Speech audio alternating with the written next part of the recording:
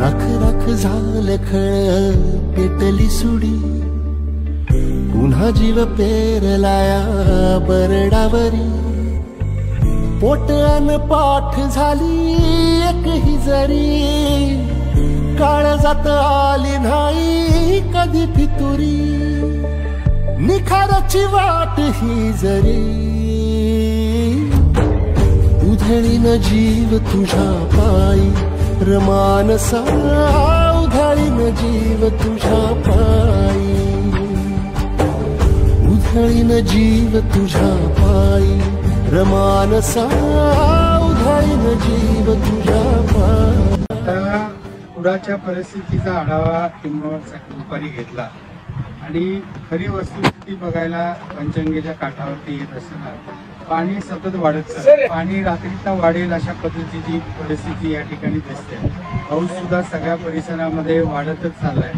शेळकेमाळा परिसराच्या मध्ये काही घरामध्ये पाणी थोडं आता उमरायला लागलंय आणि रात्रीतलं पाणी आज घरात शिरलं की लोकांची तारंबळ या ठिकाणी होता कामा नये, पळापळी होता कामा नये। याची काळजी घेण्यासाठी आता गाडीची व्यवस्था आम्ही केली आहे।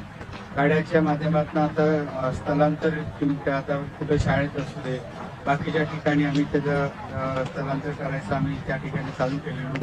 2021ला ज्यावेळी दोनदा महापूर मागच्या वेळी आलता, त्यावेळी आम्ही कल्लाप्पा आवाडे जवाहर सहकारी कारखान्याच्या वतीनं जनावरांच्या चाऱ्याची, मोफत चाऱ्याची व्यवस्था, जेवढा दिवस त्यांची जनावरं गोट्याच्या बाहेर आहेत त्यावेळी तेवढा सगळा चारा त्यांना उपलब्ध होतोपर्यंत त्यांना आपण मोफत त्या ठिकाणी दिला। आता सुद्धा उभा ऊस आम्ही कापून घेऊन जनावरांची चाऱ्याची व्यवस्था त्या ठिकाणी केली। त्या पाठीमागच्या बाजूला आपण यशोदा पूल 7 कोटी रुपये खर्च करून आता पूल बांधलाय। या पुलाच्या माध्यमातून जरा दबाव जो आहे तो कमी झाला। मेडिकल टीम व्यवस्थित आहे। यमुना फक्त मेडिकल औषध फवारणी हा तो सगळा विषय आहे। गटारी स्वच्छ करायचा आम्ही त्या ठिकाणी मोठ्या प्रमाणात चालू केले। औषध पुरवठा चालू आहे। किंवा साप आणि हे ते सगळे किडे विडे सगळे घरात घुसतात, त्याची लसी किंवा स्नेक बाईट वरची सुद्धा औषधं आम्ही सज्ज